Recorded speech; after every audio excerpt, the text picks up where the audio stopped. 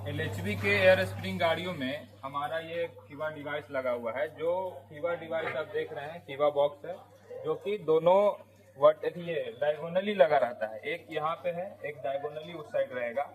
और इसमें आपका ये इसलिए दिया हुआ है कि इन केस अगर हमारा एयर स्प्रिंग में कोई फॉल्ट आता है या फिर ब्रस्ट कर जाता है एयर स्प्रिंग में, उसके पाइपलाइन डैमेज हो जाता है, तो उस केस में हमारा गाड़ी में ब्रेक एप्लीकेशन करे।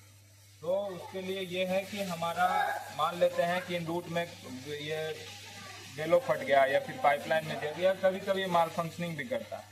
तो उस केस में हम सबसे पहले आइडेंटिफाई करेंगे कि किस कोच में ये हमारा माल फंक्शनिंग या फिर जो भी फीवा एक्टिव हुआ है। उसको सबसे इजी तरीका है कि ये पहले तो हम हिसिंग साउंड जो ये आप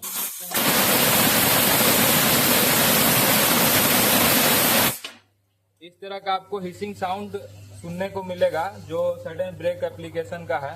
तो आप सबसे पहले आके देखेंगे कि किस कोच में हमारा फीवा एक्टिव हुआ है। और उसके अलावा दूसरा चीज जो आपको देखना है,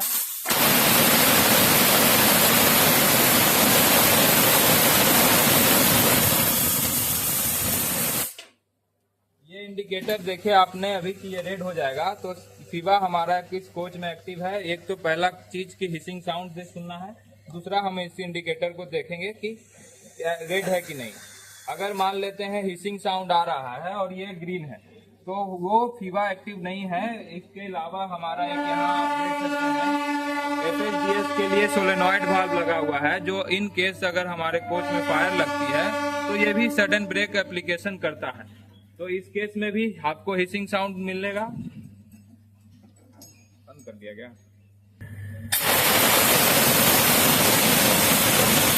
फायर ऑपरेट अगर ये फायर के कारण ऑपरेट होगा तो हिसिंग साउंड आप पहले लोकेट कीजिएगा कि हिसिंग साउंड है। मगर आप देख रहे हैं इसमें आपका इंडिकेटर जो है ये ग्रीन है। तो हमारा डिफरेंस सबसे पहले जानने के लिए यही तरीका है कि फीवा एक्टिव हुआ है कि FHDS हुआ है। उसका सबसे इजी वे है कि आप हिसिंग साउंड को पहले आइडेंटिफाई कीजिए कि किस कोच में आपका हिसिंग साउंड आ रहा है। उसके बाद आप वहाँ उस कोच पे पहुँचिए और देखिए कि अगर ये आपका इंडिकेटर रेड है तो इसका मतलब है हमारा फीवा एक्टिव हुआ है। अगर ये हमारा इंडिकेटर ग्रीन है तो ये हमारा FHDS के कारण हुआ है। FHDS को आइसोलेट करने के लिए सिंपल तरीका है, ये आप इसको आपको इस डायरेक्शन में हॉरिजॉन्टल डायरेक्शन में कर देना।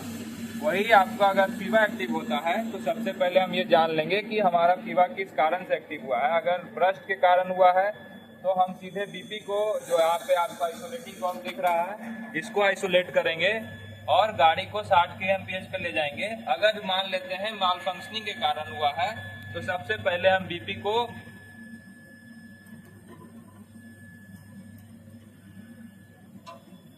इस डायरेक्शन में करेंगे जिससे हमारा BP गिरना बंद हो जाएगा। उसके बाद हम यहाँ पे इसको हॉरिजॉन्टल डायरेक्शन में करेंगे और उसके बाद फिर से BP को नॉर्मल कर देंगे और फीवा को हम अपना गाड़ी को हम अपने नॉर्मल स्पीड पे लाएंगे।